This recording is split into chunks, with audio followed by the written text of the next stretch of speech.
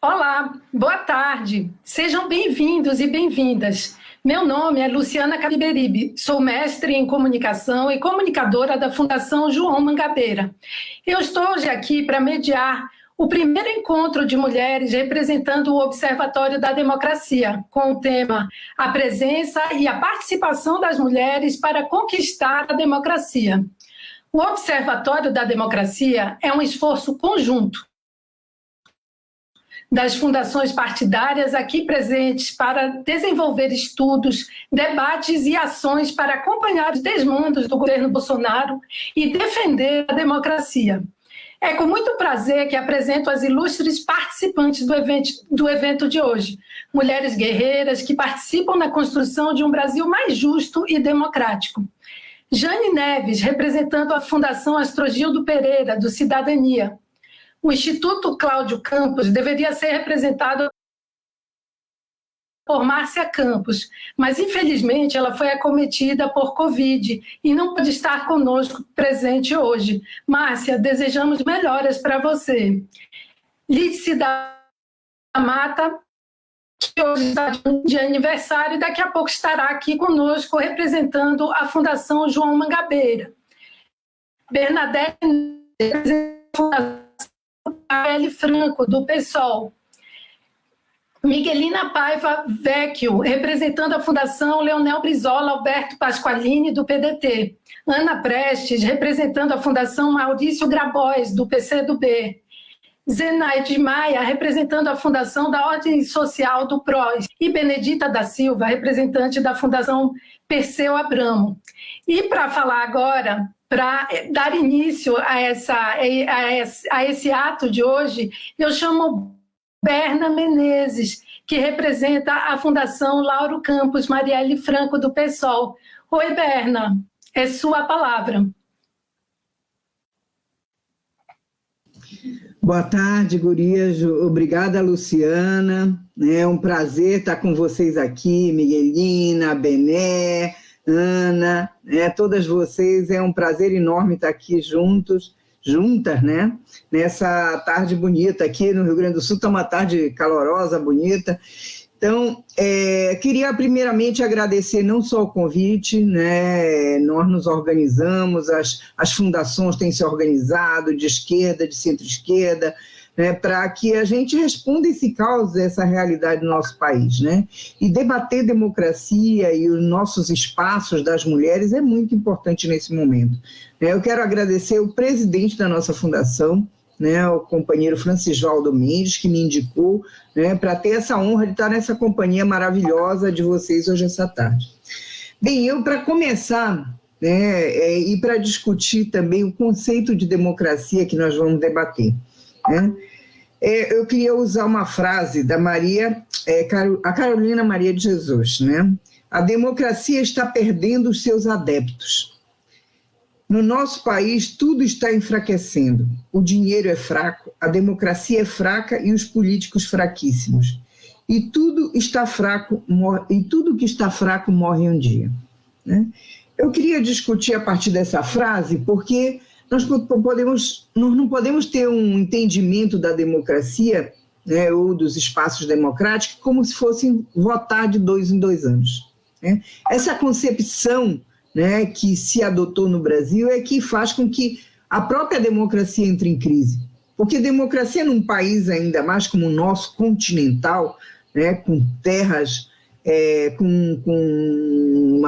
continentais, né, nós temos abundância de alimentos, nós temos abundância de minérios, nós estamos sentados em petróleo, estamos sentados em minério, né? Então, um país riquíssimo, um povo genial, né? com contribuições de afrodescendentes, indígenas, né, que trouxeram parte da sua cultura para nós, na nossa cara, os portugueses, europeus, né? Eu sou descendente de espanhóis, mas também tenho sangue indígena, porque quem nasce na Amazônia é difícil que não tenha sangue indígena. Então, eu tenho os hábitos, tomo meu tacacá e meu açaí aí por semana, mesmo aqui no Rio Grande do Sul. Então, nós somos um país rico, né? Não ter 3 pratos de comida por dia, na mesa de um brasileiro é um escândalo, não é democracia. Não é democracia, né? Nós somos o terceiro produtor de alimentos do mundo, só atrás da China e dos Estados Unidos. Então, falar em democracia, quando os brasileiros, nesse momento, estão preocupados com o que vão comer amanhã. Um amigo me ligou hoje, falando que não tinha gás de cozinha, né? Que antecipasse um trabalho que eu estava pedindo para ele. Então, esse é o Brasil, um Brasil rico. Enquanto os Estados Unidos está destinando, né, mais que um PIB brasileiro anual para ajuda, para garantir o isolamento, para garantir o combate à Covid, no Brasil, o filho do presidente compra uma mansão de 6 milhões, né, e dá 250 para um brasileiro. Dado o nosso dinheiro, né, porque não é dele, e contra ele, porque teve que ser feita uma mobilização enorme, carreatas e manifestações, para R$250. Entende? Quando a cesta básica em São Paulo é quase 600. Isso não é democracia. Entende? Quando faltam creches para as mulheres deixarem seus filhos, né? Isso não é democracia, porque como nós mulheres vamos alçar espaços na democracia e garantir esses espaços democráticos, porque nós temos que sair dessa nossa vida do espaço do privado e cada vez mais para o espaço coletivo. Porque eu sou do movimento sindical, a gente sabe, as mulheres são as que mais resistem a uma greve, a mobilização, a participação no sindicato. Por quê? Porque elas cuidam da família, estão preocupadas com a comida na manhã, não sei o quê. Então, elas não veem o todo, né? Elas veem o privado, não o público. Nós temos que fazer com que as mulheres vejam o público, participem da vida pública, disputem os espaços públicos, não só na política, né? No seu bairro, na sua comunidade, na sociedade, pensem como todo o Brasil. Essa é a nossa tarefa. Essa é a nossa tarefa enquanto liderança de mulheres que estão aqui presentes. Nós temos que fazer essa batalha. Nós não podemos viver na condição que nós temos. Tem um estudo da Unicamp que diz que agora na pandemia a sobrecarga de trabalho aumentou enormemente, que antes nós já tínhamos mais de 18 horas semanais e os homens 10, agora aumentou enormemente. A expansão da violência, tremendamente, né? E a vulnerabilidade econômica, né? São 11 milhões segundo o IBGE, mas a gente sabe que no auxílio emergencial dos 65 milhões, esse número aumentou de número de mulheres que são arrimo de família. Esses 11 milhões o IBGE viu que são de mães solos, né? Que segura essa família. Então, nós sabemos disso que está acontecendo. Eu colocaria mais 2 temas, além do que a Unicamp colocou, que é a questão dos profissionais, os profissionais das áreas de cuidado, como a questão das mulheres que estão enfrentando a Covid dentro dos hospitais, as mulheres ligadas à área da saúde, né?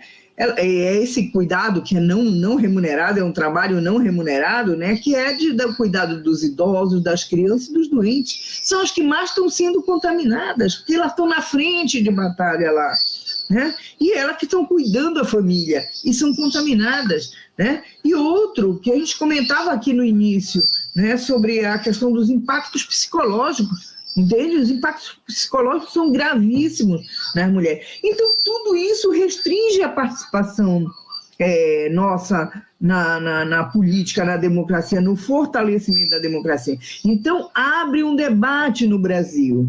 E eu queria dizer, em particular, nesse momento, né, a ação do Fachin posterior do Gilmar Mendes, né, que é a mais correta, que tem que julgar a Lava Jato, tem que julgar a Moro, tem que julgar Dallagnol, abre um novo quadro político no Brasil, né? Mas nós temos que fazer o debate de programa. Ou não aprendemos a lição do que está sendo o governo Bolsonaro, nós ainda temos 1 ano e meio deste homem, entende? Então, e nós presas em casa, não podendo se mobilizar. Então, nós temos, que país nós queremos?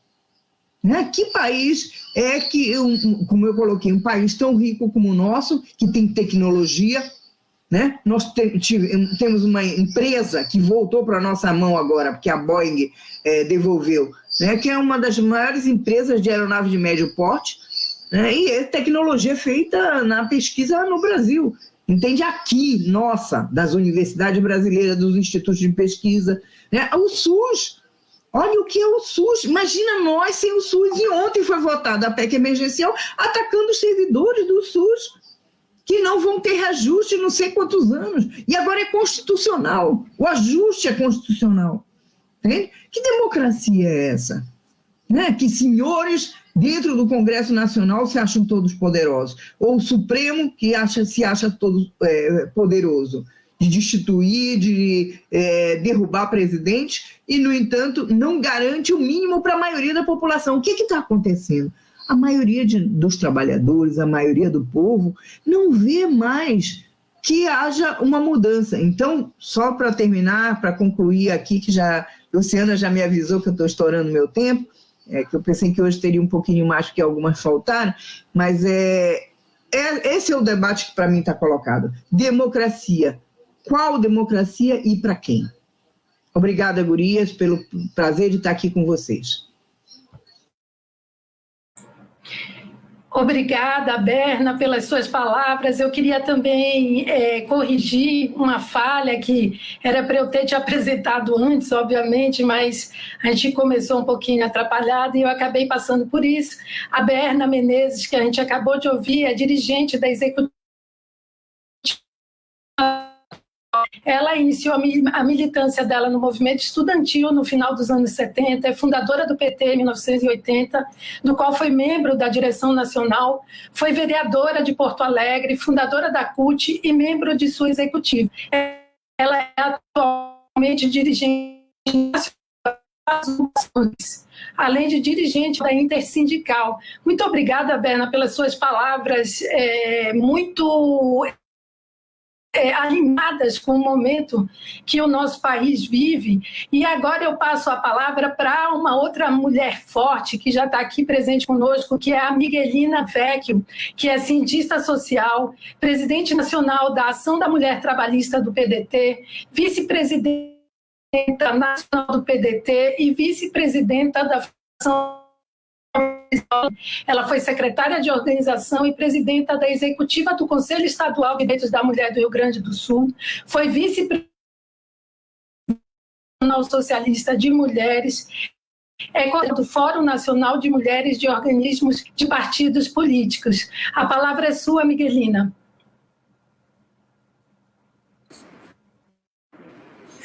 Boa tarde a todas as que dividem essa mesa comigo, em teu nome, e dizer que é um grande prazer estar aqui representando a nossa Fundação Leonel Brizola Alberto Pasqualini, a pedido do nosso presidente Manuel Dias, porque, infelizmente, a grande maioria das fundações, se não a totalidade, é presidida por homens, né? Infelizmente não, mas é uma realidade, né? Os espaços que a gente busca na sociedade, que a gente busca nos parlamentos, a gente também busca dentro dos partidos, né?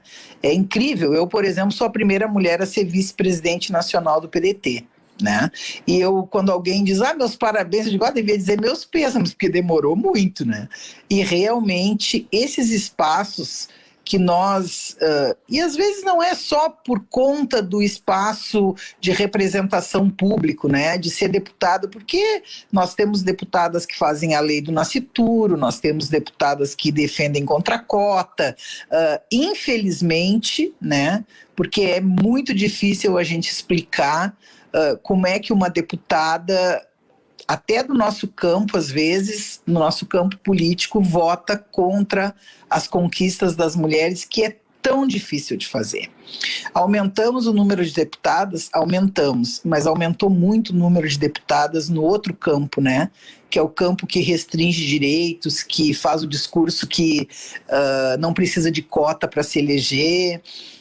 Algumas precisam de sobrenome, né? Sem sobrenome também não se elegeriam. Então é um conjunto de coisas que faz nós mulheres pensarmos, principalmente agora, nesse momento da pandemia, onde se a pandemia é ruim para todo mundo, para nós, sobremaneira, é bem pior, né? Nós somos a maioria das frentes de trabalho na saúde, nós somos a maioria esmagadora na área da educação, que está extremamente maltratada. por esse governo e pelos nossos governos estaduais, grande parte deles também, né, que são governos liberais, que não é o caso do Bolsonaro. O Bolsonaro não é liberal, né? Porque eu fico muito incomodada quando alguém chama o Bolsonaro de fascista, né? Porque eu acho que isso é um upgrade na carreira dele, sinceramente. Eu acho que ele não tem a menor vocação nem para o fascismo. Ele é um bocó comandado e alguém que não tem um mínimo de estratégia, porque de manhã eles falam uma coisa, de tarde é outra.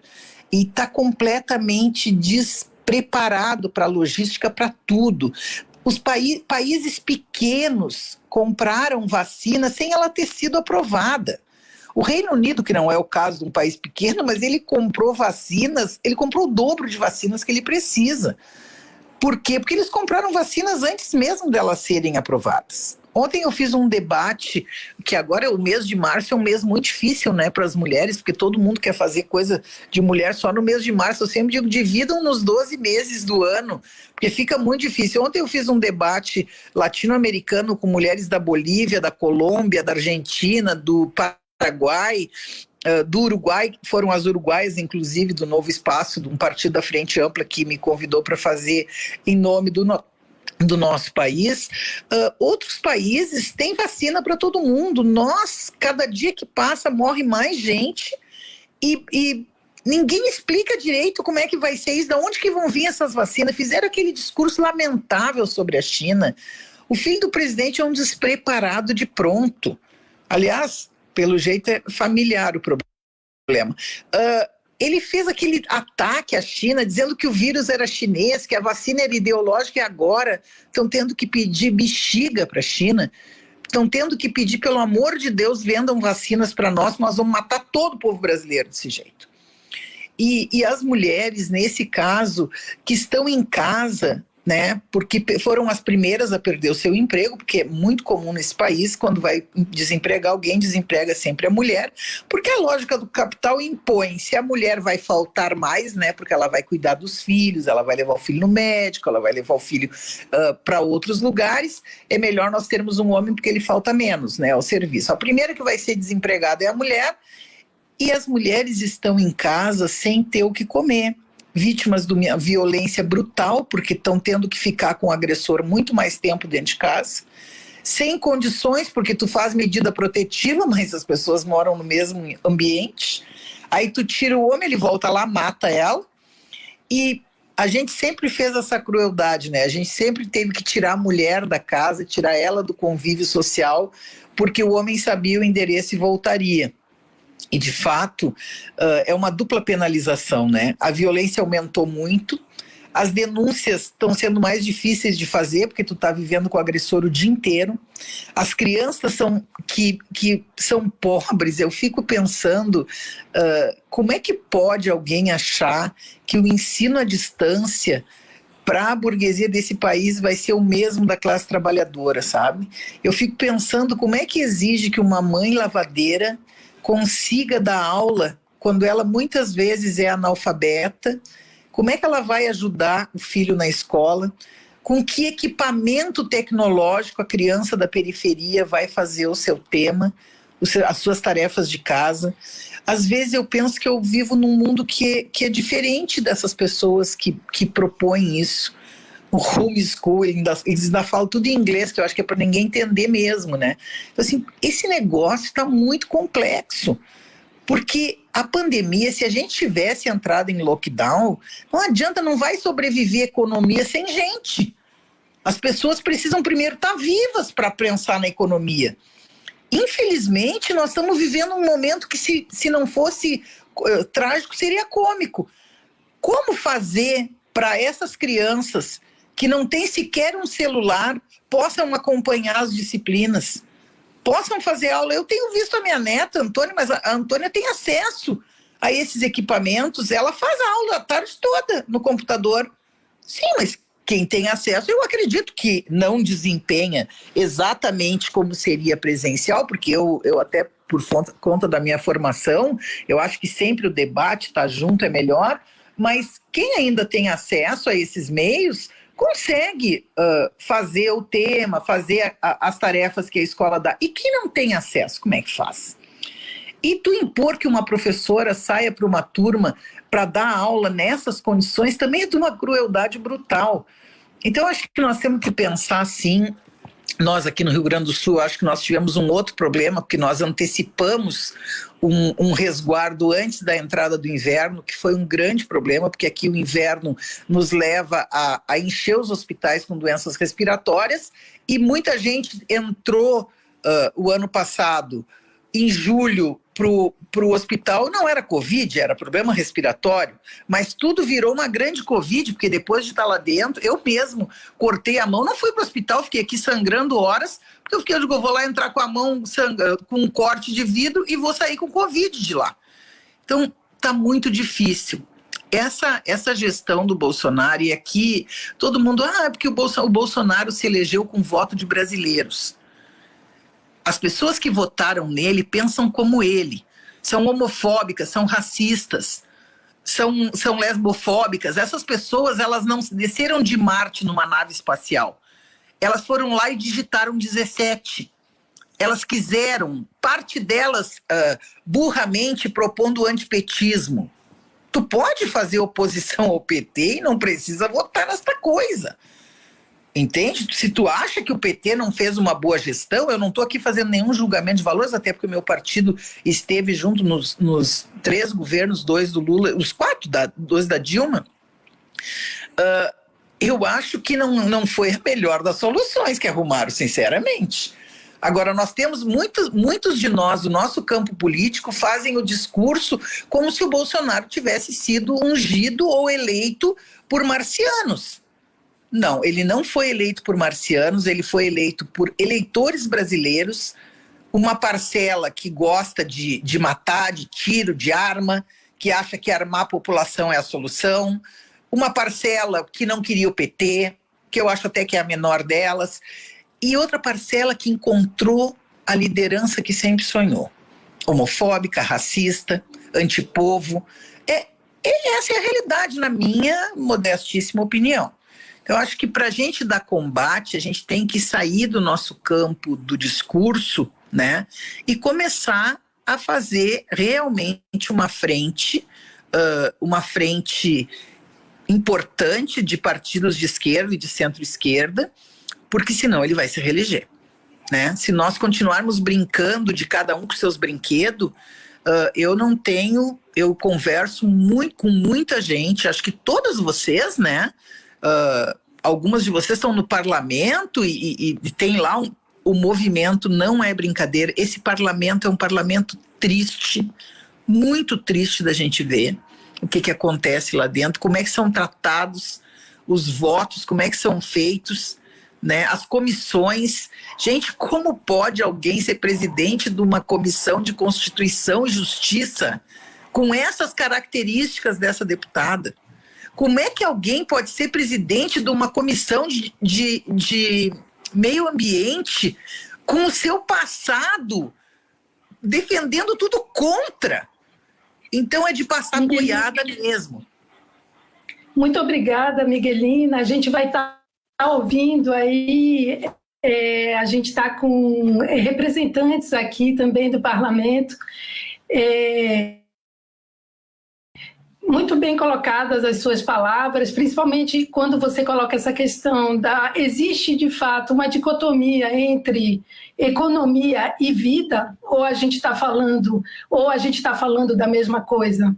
Então, existe uma escolha aí durante o que é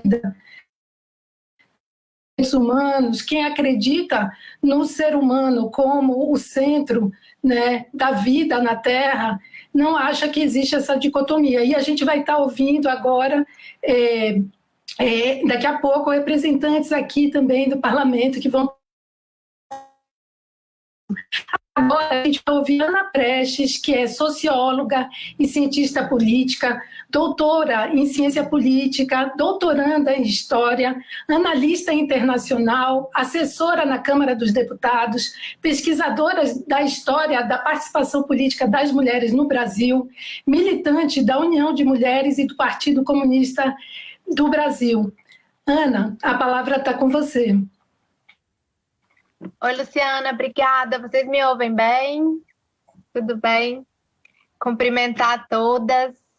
É uma honra estar aqui com mulheres tão fortes, tão poderosas. Só fazer um adendo à apresentação da Luciana. Sou membro da União Brasileira de Mulheres, da UBM, do Partido Comunista do Brasil, e estou aí da Fundação Maurício Grabois também, né? Estou aqui representando a Fundação e tenho estudado muito nos últimos anos sobre a participação das mulheres brasileiras na política, a inserção das mulheres brasileiras na política paulatinamente, né? Então eu queria aproveitar esses meus 5 minutos, né, que foram disponibilizados para focar a minha fala exatamente nisso. Nós estamos na véspera dos 100 anos da Federação Brasileira pelo Progresso Feminino, que era comandada pela Berta Lutz, no ano que vem, 2022, 100 anos dessa organização que foi fundamental para a conquista do voto no Brasil. Nós estamos na véspera dos 90 anos da conquista do voto, né, no ano que vem, 2022. Então, eu acho que esse coletivo de organizações, de fundações partidárias que estão aqui reunidas, podiam já sair com essa tarefa da gente marcar essas datas, né, que vão acontecer ano que vem, com atividades, com debates. E eu concordo aqui com quem disse que não precisa ser só no mês de março, pode ser nos 12 meses do ano. A gente pode fazer essas atividades não necessariamente só no mês de março. Inclusive, no mês de março, acontece uma coisa curiosa, porque todas nós somos muito convocadas a falar em diferentes espaços, né? E a gente não se ouve, né? Então, a gente fica assim, cada uma tentando apagar os incêndios, porque nós somos muito convocadas nesse período, mas depois dá uma baixa, né? É como se a temática das mulheres tivesse delimitada a esse período. Eu acho que é outra tarefa nossa, fazer com que a questão de gênero, o lugar das mulheres na política, permeie todos os debates, em todos os períodos, em todo o tempo. E eu acho que isso é uma coisa que a gente precisa fazer pelo Observatório da Democracia. O Observatório da Democracia, que é essa experiência tão rica e que congrega tantas fundações de estudos, né, que são as nossas instituições, ela precisa nos acolher e precisa incluir as mulheres nas suas formulações, né? Porque alguém disse aqui também que nossos presidentes de partidos e de fundações são majoritariamente homens. Mas isso não quer dizer que as formulações tenham que ser feitas somente pelos homens. Nós, mulheres, devemos participar dessas formulações. Então, eu acho que essa é uma outra tarefa que nós podemos nos colocar e que joga muito pela democracia, né, do nosso país. Eu acho esse nome, Observatório da Democracia, muito importante e muito didático. Porque a gente está observando, mas a gente está intervindo, a gente está incidindo, a gente quer incidir. E a gente quer ter um recorte de gênero em todas as nossas análises, em todas as nossas formulações, em todas as nossas propostas. Então, essa é uma questão que também queria deixar para que a gente abraçasse como coletivo de fundações e institutos que compõem o Observatório da Democracia, para a gente fazer no próximo período. Uma outra temática que eu queria trazer também para a nossa reflexão coletiva são algumas reflexões assim que professoras, como a professora Marlise Matos, a professora Flávia Piroli, quem formula e pensa sobre a questão de gênero hoje no Brasil, tem colocado de uma forma insistente. Porque eu falei aqui que nós estamos na véspera dos 100 anos da Federação Brasileira pelo Progresso Feminino e dos 90 anos da conquista ao voto. 90 anos depois de conquistarmos o voto, ano passado, na eleição de 2020, somente 12% de mulheres prefeitas foram eleitas, no universo de 100% dos executivos eleitos. 90 anos, 100 anos depois da luta pelo voto, nós tivemos apenas 16% de vereadores eleitos mulheres, né, no universo de 100%. É muito pouco, gente, é muito pouco. Esses 15% arrastados que nós conquistamos na Câmara dos Deputados, muito por conta de um tribunal nos dar o acesso ao fundo partidário, não foi o nosso legislativo que aprovou isso, foi um tribunal que estabeleceu, que aí a gente conseguiu subir para 77 parlamentares. Então, o que a gente precisa discutir com as mulheres, com os nossos partidos e com a sociedade é como transformar o sistema político, o sistema partidário, para que ele realmente seja inclusivo para as mulheres. Como nós vamos transformar os nossos partidos e as nossas organizações, desde a infraestrutura física até a concepção. E quando eu falo de infraestrutura física, é onde são as reuniões, que horas são as reuniões, como são as reuniões, se elas são ou não acolhedoras, inclusivas para mulheres, ou se elas são hostis e afastam as mulheres da possibilidade. Se nós vamos continuar ouvindo os nossos dirigentes falando as mulheres não querem participar da política, a gente não consegue completar a lista com 30%. Então, se a gente não quer continuar ouvindo isso, a gente precisa transformar essa realidade, e é com coisas práticas, é mudando na prática como se faz política, como é o jeito das mulheres de fazerem política, transformar isso absolutamente. Eu acho que assim a gente dá uma grande contribuição para a democracia do nosso país, para a foto que a gente vê da nossa democracia, né, seja cada vez melhor e seja cada vez mais refletindo a realidade da nossa sociedade, em que nós somos maioria na população, nós somos maioria no eleitorado, nós chefiamos quase 50% dos lares deste país. Então é isso, deixo a minha contribuição e fico disponível para o nosso debate.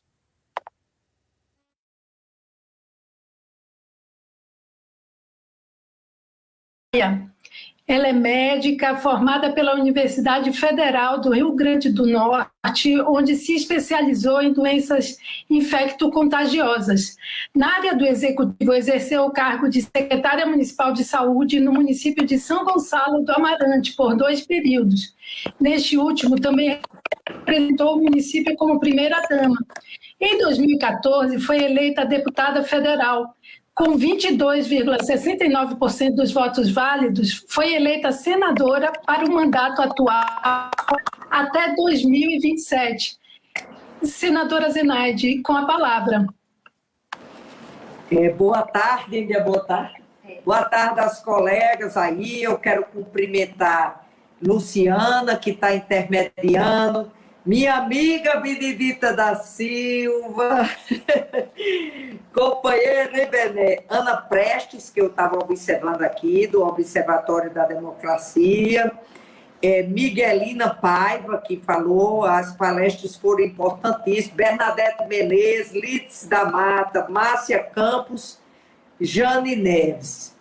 Eu acho essa ideia do que estamos fazendo aqui hoje de uma importância fundamental, porque o que a gente precisa é dar visibilidade, que mesmo depois, eu sou de um estado onde tivemos a primeira mulher que tirou o título, quando, em 1927, a professora Celina, em 1928, a Alzira Soriano, foi eleita a primeira prefeita eleita da América Latina, e a gente vê que, como está mostrado aqui as percentagens, a gente ainda está distante de ocupar os espaços de poder. Mas já que a gente está falando aqui para as mulheres que estão me assistindo, o que é que fez Zenaide, médica, resolver ser candidata, ocupar espaço no Congresso Nacional? Porque eu digo a quem está nos assistindo e a vocês. Eu, como médica secretária de saúde, eu podia ajudar, porque eu sempre fui médica do serviço público. Nada contra a medicina privada, mas sou uma grande defensora desse SUS maravilhoso, que salva a gente todo dia. Então, eu ajudava muitas pessoas, mas esse leque de ajuda era muito limitado. Dizer às mulheres brasileiras que a gente é, no mínimo, responsável por 52% dessa população, que para ajudar o seu município, o seu Estado e o seu país tem que ser através da política. Vamos acabar com essa história de criminalizar a política, porque não é. Tudo na vida, as decisões desse país é política. Benedita, eu costumo dizer aqui, muitas vezes tem um olhar diferenciado só para o prefeito, só para o vereador, só para o deputado estadual. Quando o Congresso define a vida das pessoas, é o Congresso, e o que acontece ou deixa de acontecer é falta de vontade política. Eu vi uma das palestrantes, que eu acho que foi Bernadette Menezes, mostrando esse lado do Congresso. Eu queria dizer aqui, com Benedita e tudo, infelizmente, esse comportamento de um governo como esse de Bolsonaro é vergonhoso, é o racismo, é todas as forças de opressão, o autoritarismo, a falta de respeito por mulheres, homossexuais, tudo. Eu participei. Isso vem desde que retiraram a presidenta Dilma, gente. Eu quero fazer uma lembrança aqui que em novembro de 2014, quem quiser, olha que está lá registrado, a gente tinha emprego pleno. A gente tinha 4% de desemprego. Entrou o presidente Temer, não eleito, e criou-se esse ódio de um partido que dizia que era o PT, que era quem roubava, que estava roubando o povo, e tiraram a Dilma. E eu presenciei o desmonte do Estado brasileiro, como eles vêm fazendo. O patrimônio público não vale nada, os servidores públicos não valem nada. Benedita presenciou isso. E a gente lutou, mas infelizmente éramos e somos a minoria. Uma luta ferrenha para não vender as empresas públicas, que é do povo brasileiro, é de nós, mulheres. Por isso que a gente tem que estar aqui nessa luta. Nós, mulheres, construímos. E por que que o governo tem o direito de vender sem consultar o povo? Empresas superavitárias. É isso que está acontecendo. E sobre a pandemia, como infectologista, médico infectologista, não dá para entender como é que alguém... Primeiro, já que esse cara não tem um lado humano, humano não existe para ele, não se iluda. O governo Bolsonaro, o ministro da Economia, seres humanos não têm importância para ele. Aí vamos para o lado prático. Qual é o país no mundo que alavanca a economia com as pessoas mortas? Inventando a responsabilidade. Eu afirmo aqui, porque eu afirmo na comissão da Covid. Não tenha dúvida, gente. Mesmo antes de estar morrendo gente por falta de leitos de UTI, mais de 50% do povo brasileiro, homens, mulheres, jovens e crianças que estão morrendo, é de morte evitável. Porque o governo, irresponsavelmente, acha que a vida do povo não vale. E o que é que ele faz? Não paga um auxílio emergencial. Está vendo a mudança de comando? Está aí o Biden nos Estados Unidos. É o país mais capitalista do mundo. Mas dinheiro no bolso das pessoas e financiamento da micro e pequena empresa e os estados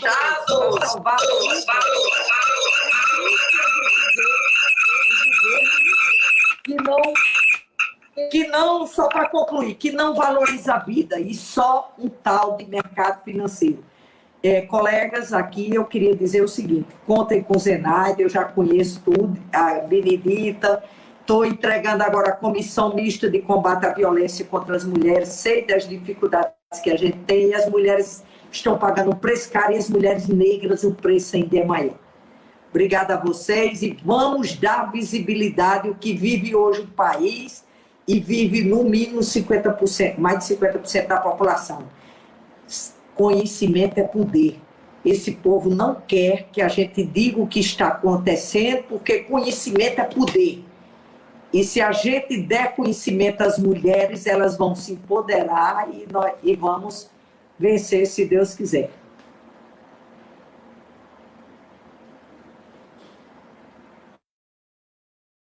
Zenaide, é isso mesmo, informação, conhecimento é poder, e quanto mais a gente se alimenta disso, quanto mais a gente se alimenta de debater entre nós, de conhecer mais, de saber mais, mais a gente cresce também como conjunto, mais a gente cresce como mulheres que têm sororidade e que trabalham juntas por um país melhor e por uma democracia mais sólida do que essa que a gente está vendo hoje no Brasil. E agora a gente vai ouvir a deputada Benedita da Silva, que é deputada federal pelo PT do Rio de Janeiro. Iniciou sua carreira política ao se eleger vereadora do Rio de Janeiro em 1982, após militância na Associação de Favelas do Estado do Rio de Janeiro. Em 1986, foi eleita deputada federal e se reelegeu para este cargo em 1990. Foi a única mulher que participou e se reelegeu para o cargo em 1990. Aliás, foi a única mulher que participou da mesa da Câmara, que promulgou a Constituição de 1988. Isso é muito importante na história da deputada Benedita da Silva. Em 1994, foi eleita com expressiva votação para o Senado Federal e agora com a gente, Benedita da Silva.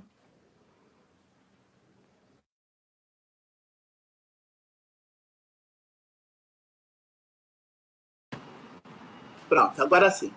Boa tarde a todas. Começo cumprimentando a Luciana, a Berna, Jane, Márcia Campos, fique logo boa, a Lídice da Mata, Miquelina, parabéns, Lídice, a Ana Preste, a minha querida senadora Zenaide, e quero agradecer também à Fundação Perseu Abramo, na figura do meu presidente, Aloysio Mercadante, né, o Partido dos Trabalhadores está podendo representá-la nesse momento aqui e também, por que não, né, cumprimentar também o 247, o DCM, que retransmite esse momento, que é de suma importância. Eu quero dizer que é um prazer nós estarmos aqui nesse observatório. Prestei muita atenção em cada uma das oradoras e fui anotando, porque cada vez em que nós nos encontramos, nós somos um aprendizado dentro de um processo político e nós crescemos, nós avançamos e eu penso que nós vamos consolidando aquilo que acho que é extremamente importante para nós, que é a unidade da esquerda, a unidade dos movimentos sociais, democráticos, essa unidade que nos faz, nesse momento, estarmos juntas pensando, fazendo uma análise de conjuntura, propondo para que haja um aperfeiçoamento, não é uma questão só de perfeição por perfeição, mas que haja um entendimento a começar por nós. E nós, mulheres, temos uma história em defesa da democracia que ela não vem de agora.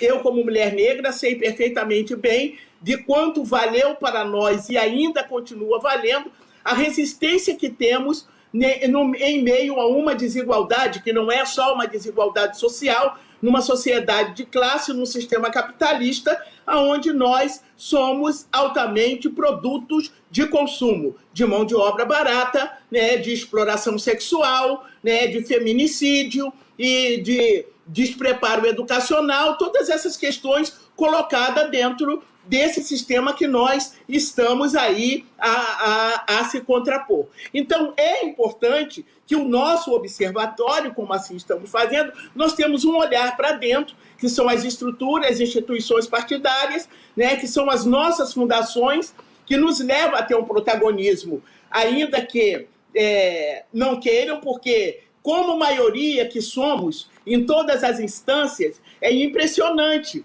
Nós não temos ainda como nível direcional, não é o caso do meu partido, que depois de alguns anos temos uma mulher presidenta nacional do partido, mas é importante que nós possamos, nessa luta, também identificar de forma altamente didática, ideologicamente, aos nossos companheiros e companheiras de segmentos e temas que são importantes na construção e na consolidação desse nosso processo democrático, que é você ter o recorte de gênero, você ter recorte racial, você ter esse recorte de classe, sem que isso seja visto apenas como uma questão identitária. porque não é uma questão identitária quando você se trata de uma maioria. A maioria que é explorada, quem é a maioria que é oprimida, quem é a maioria marginalizada, quem é a maioria mais dentro de trabalhos similares ao trabalho escravo. Você vai olhando e você vai observar que são exatamente nós, as mulheres negras, as pobres, né? São a nossa juventude que está sendo massacrada, morrendo e tudo. Se nós não tivermos esta consciência, nós vamos apenas encontrar uma proposta que é identitária, pura e simplesmente, e não vamos ver que a exploração do capitalismo ela está identificada com gênero, ela está identificada com raça, e, é claro, ela está identificada com classe. Nós não podemos tirar do nosso contexto de análise de conjuntura essa questão da escravidão no Brasil, que ainda permanece. Por isso, nós temos o quem? Nós temos o dono da Casa Grande no governo do Brasil.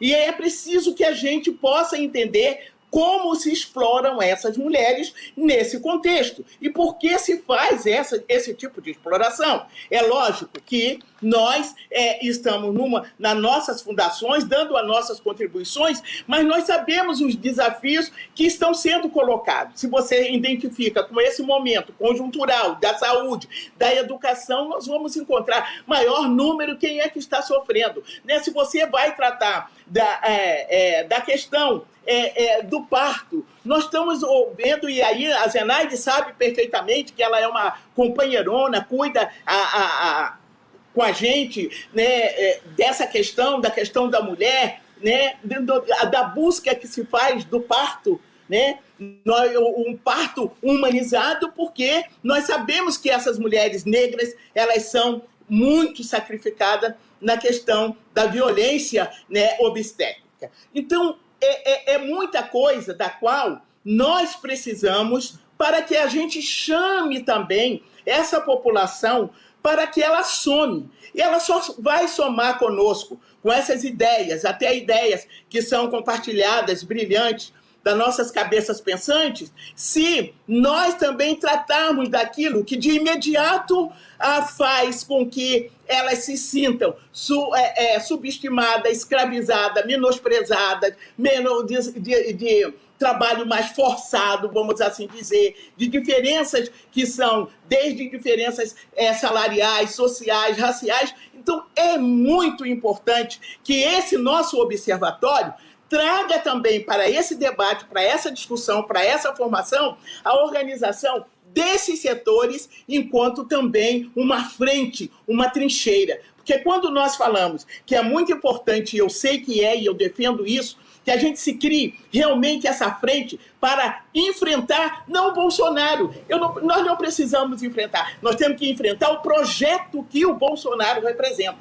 Porque o Bolsonaro, ele representa um dos piores projetos que se possa ter no campo das ideias. Alguns acham que não. Acham até que ele é um despreparado, um boboca. Não, ideologicamente ele tem uma coisa criminosa, ele é perverso, ele é mau. E isso a gente não pode colocar como uma coisa de qualidade. E o perverso, o mau, ele não ouve, ele não enxerga, ele não quer enxergar. E ele é capaz de fazer qualquer coisa para prevalecer a sua ideologia. Então é importante esse combate. Nós temos que estar de olho, porque não há democracia se nós identificamos sucessivamente essas ações acontecendo no nosso país. Então é muito importante que a gente tenha uma vitória. E nós, pelo menos eu, acho que nessas 72 horas, nós tivemos uma grande vitória. E se nós não computarmos isso como nossa vitória, como uma vitória da esquerda, o que está sendo feito, nós vamos também ter um grande retrocesso. Aí não é uma questão só do que representa, não é uma questão de uma sigla partidária ou um antipetismo.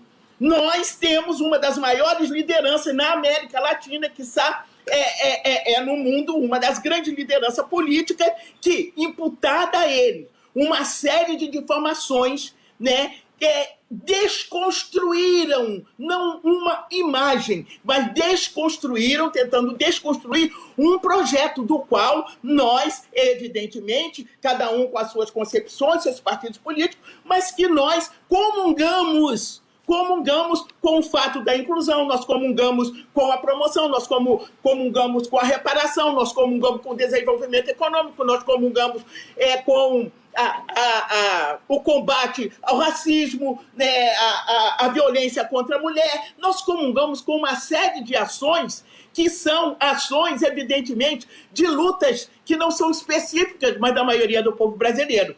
Então, a vitória não é uma vitória de Lula, pura e simplesmente. Ele foi apenas a grande vítima dessa mentira jurídica, mas a esquerda perde quando uma liderança como Lula perde. Então é preciso que a gente, nesse momento, possa compreender que está na hora, foi importante, da gente estar dialogando com os nossos iguais. Os nossos iguais, cada um nas suas fundações, no seu partido, porque, por exemplo, a Fundação Perseu Abramo, ela tem, nesse contexto, nesse momento, total condição, pelo atribuído, não só atribuído a ela, a Lula, o acúmulo que se tem de formação, de discussão, de debate, de projetos, de programa, para uma saída para esse Brasil. O que nos falta é sentarmos agora, né, enquanto as nossas fundações também, e cada um com aquela contribuição, né, isenta, possamos fazer esse grande debate, que é o convencimento para a população brasileira de que este é o nosso grande momento, não é só um momento de termos mais espaço político para as mulheres.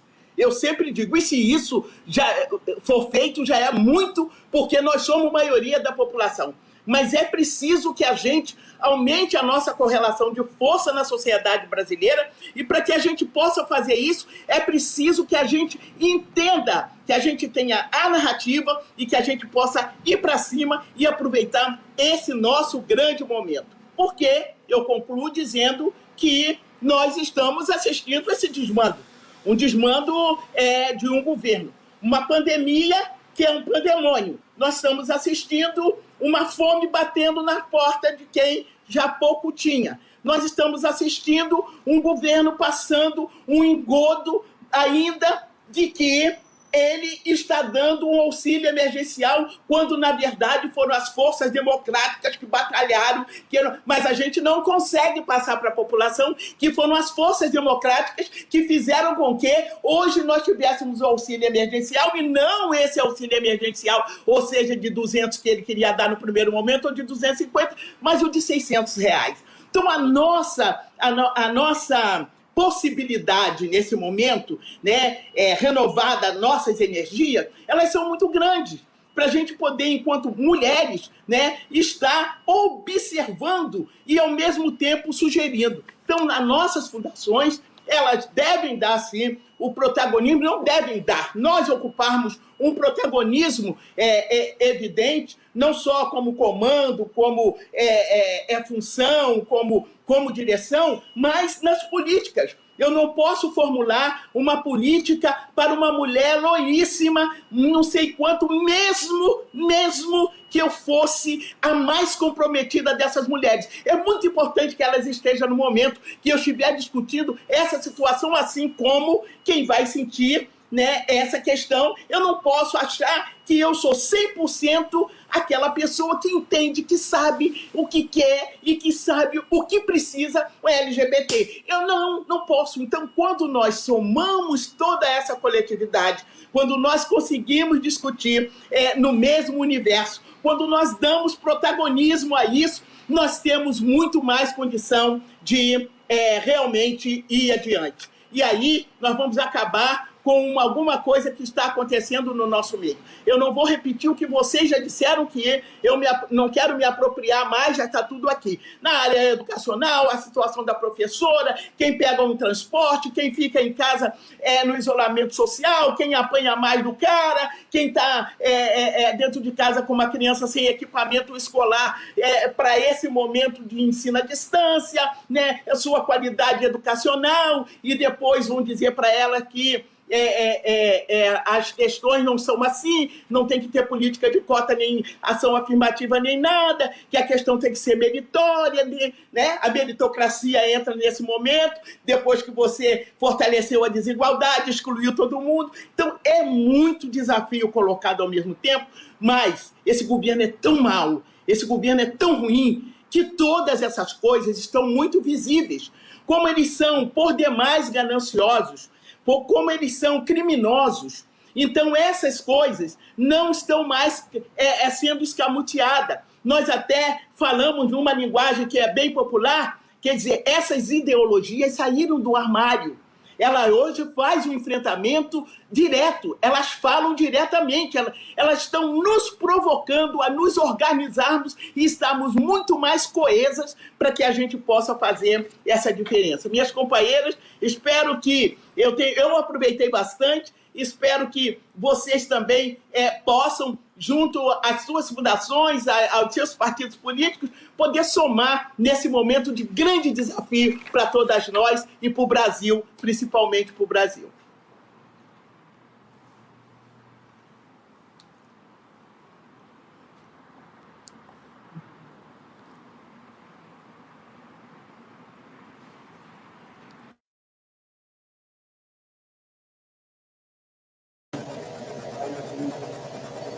Não te escutamos, linda. Luciana? Não estamos te escutando. Não estamos ouvindo, Lu. Não estamos. Luciana sem áudio.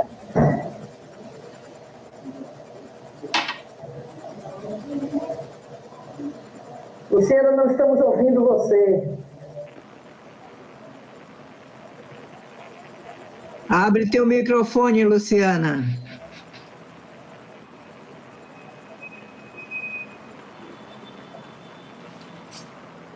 Gente, houve alguma coisa. Não estamos ouvindo.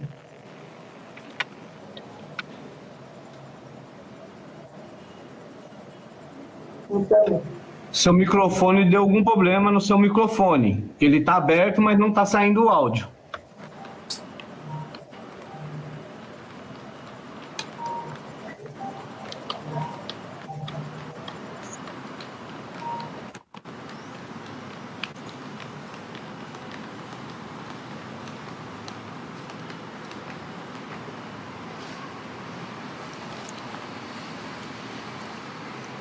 Meu Deus, que calor que está aqui no Rio de Janeiro, Jesus.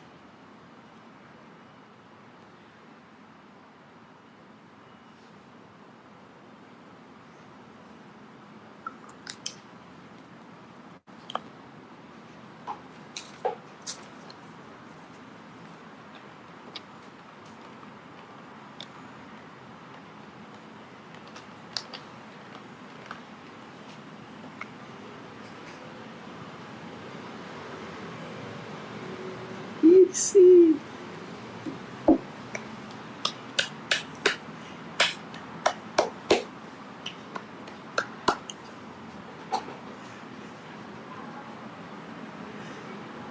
É aqui, né?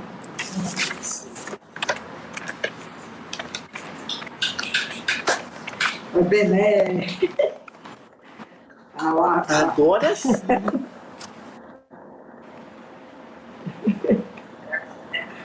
Foi Litz aqui, amiga Litz da Mata, ela era senadora.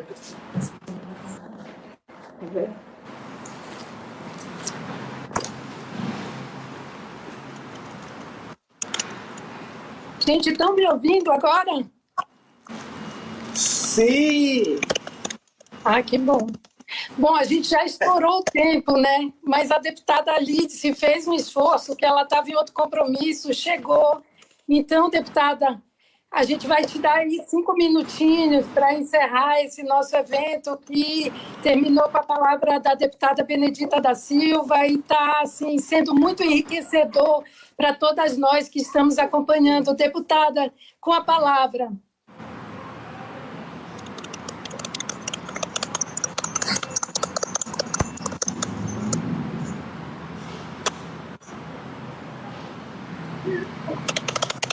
Será que ela está me ouvindo? Deputada, você me ouve? Agora sim. Lu, Tá. o meu microfone estava fechado, não percebi. Quero pedir desculpas a você e a vocês todas, porque atrasou a manifestação lá do Banco do Brasil, que é uma luta pela qual eu tenho uma fidelidade muito grande. O banco do meu pai, a minha vida toda teve vinculada ao meu destino a essa luta em defesa do Banco do Brasil.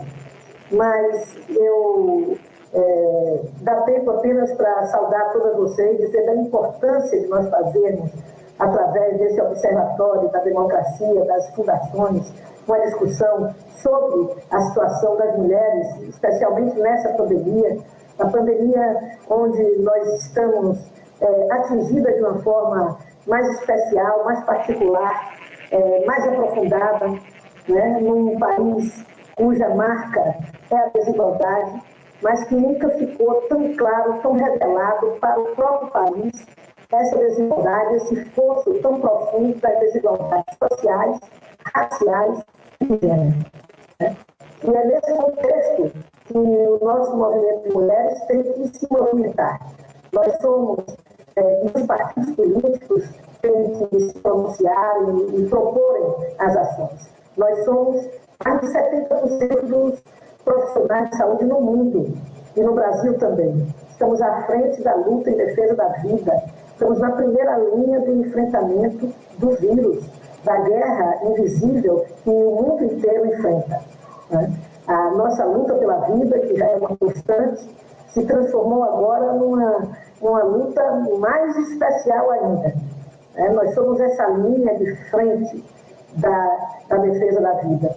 E fazemos isso perdendo empregos, perdendo ocupações, perdendo qualidade de vida, aumentando a violência doméstica sobre a vida das mulheres, aumentando a precarização do trabalho quando ele existe, né?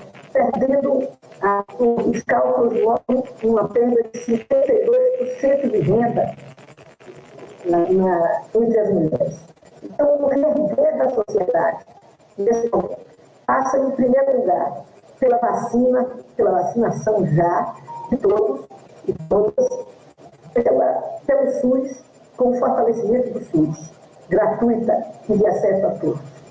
Nós temos, como segunda batalha imediata, o auxílio emergencial, para que as mulheres e homens possam se reservar um pouco mais do contaminar do vírus e possam, dessa maneira, com maior isolamento, conseguirem sobreviver. Eles, claro, são muito astutos, conseguiram arrebentar com a conquista que nós fizemos do auxílio emergencial de R$600, impuseram ao Congresso um debate sobre 250, para depois o presidente anunciar de 300. Ele tem sempre esse recurso de dar uma pontinha de boa notícia.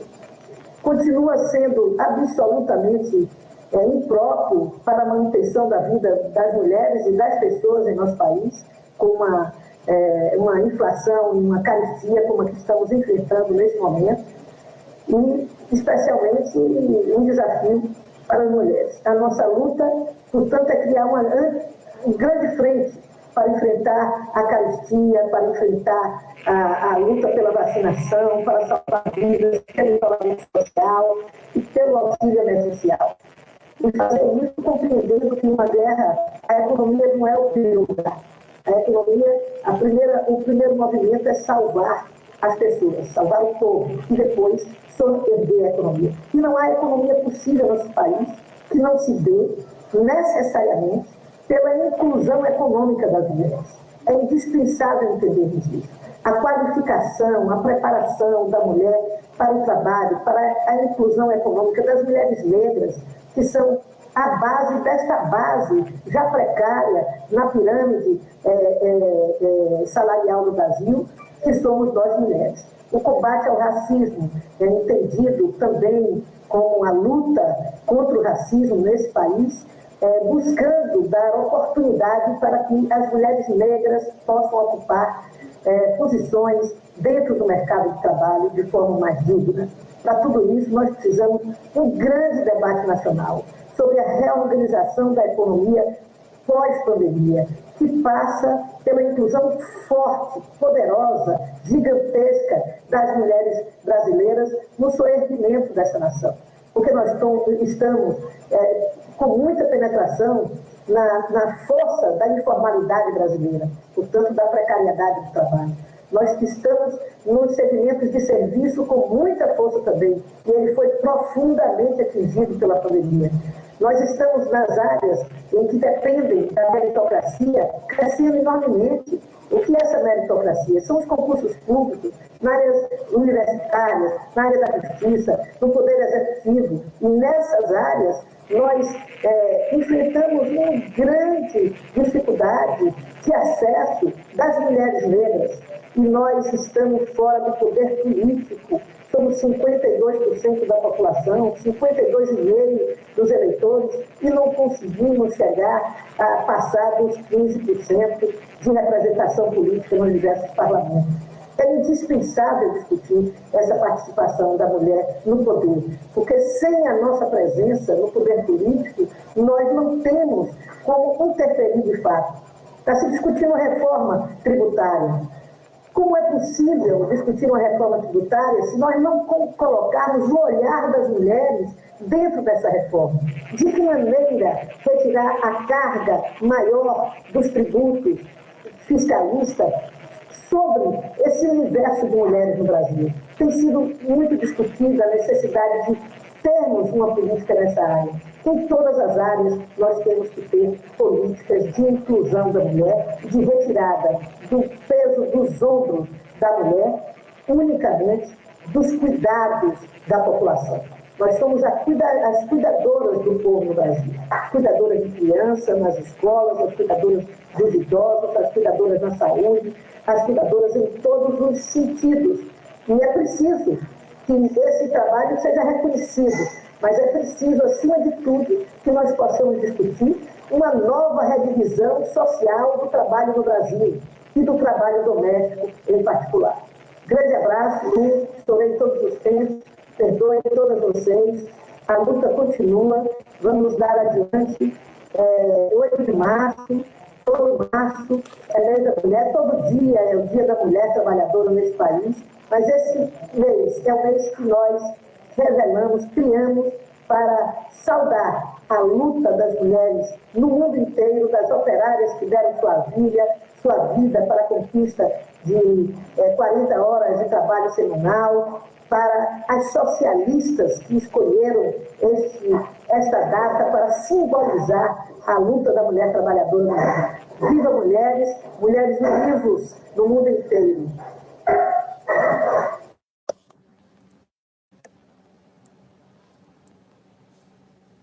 Muito obrigada, deputada Lídice da Mata. Muito obrigada a todas vocês, mulheres poderosas, mulheres fortes, mulheres que fazem acontecer na política, na academia, na vida e no dia a dia de todas nós brasileiras.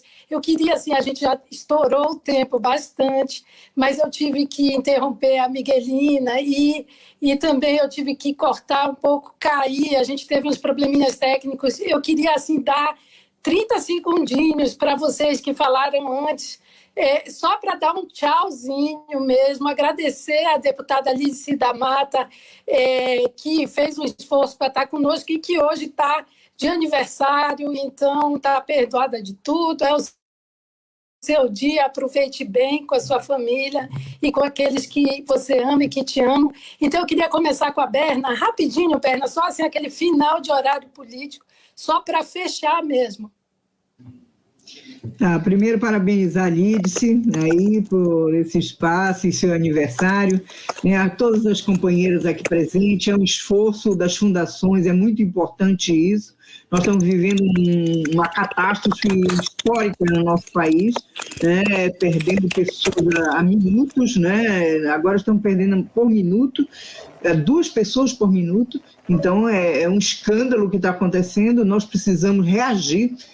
é necessário uma auto-organização também, né? Nós precisamos de um comando de crise. Eu acho que nós temos que abrir esse debate entre as fundações. Nós não podemos ficar só assistindo e protestando contra Bolsonaro. Nós temos que apresentar uma proposta de um comando de crise paralelo ao governo, né, e chamando pesquisadores, chamando as universidades, hospitais universitários, governadores, prefeitos, e dizer: nós não podemos ficar esperando a morte em casa. Né? Nós temos que lutar pelo nosso povo, pelas mulheres, né, e por um futuro distinto para o nosso Brasil. Um beijo grande, foi um prazer essa tarde aqui com vocês. Também está um dia caloroso aqui no Rio Grande do Sul. Já estamos entrando no outono, mas ainda não deu seus sinais, né? Então, um beijo grande para vocês. Foi uma honra estar com todas vocês aqui hoje.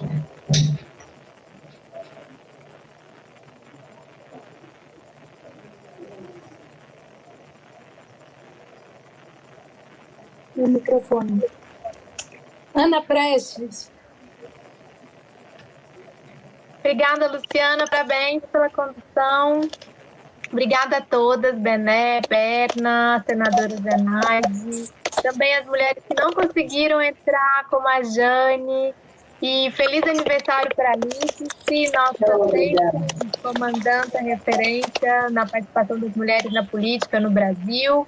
E que o nosso Observatório da Democracia, fundado por essas fundações e institutos tão importantes, realmente inclua a pauta das mulheres nas suas formulações e que a gente consiga fazer disso uma agenda para valer, real. Tchau, gente. Senadora Zenaide.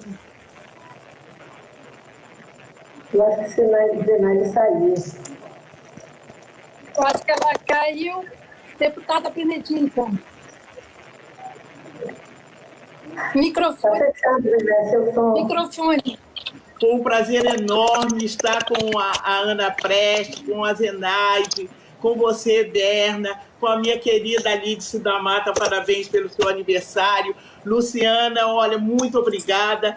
Olha, eu já tenho dito o seguinte: com racismo não há democracia, e sem feminismo não há socialismo.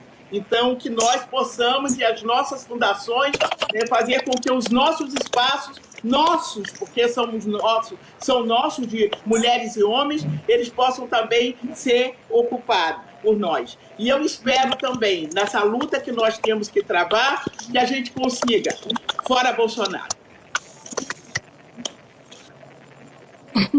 E a gente termina esse primeiro encontro de mulheres representando o Observatório da Democracia com as palavras da deputada Benedita da Silva e agradecendo muito, em nome do Observatório da Democracia, a participação de cada uma de vocês, e até a próxima, porque esse encontro foi só o primeiro.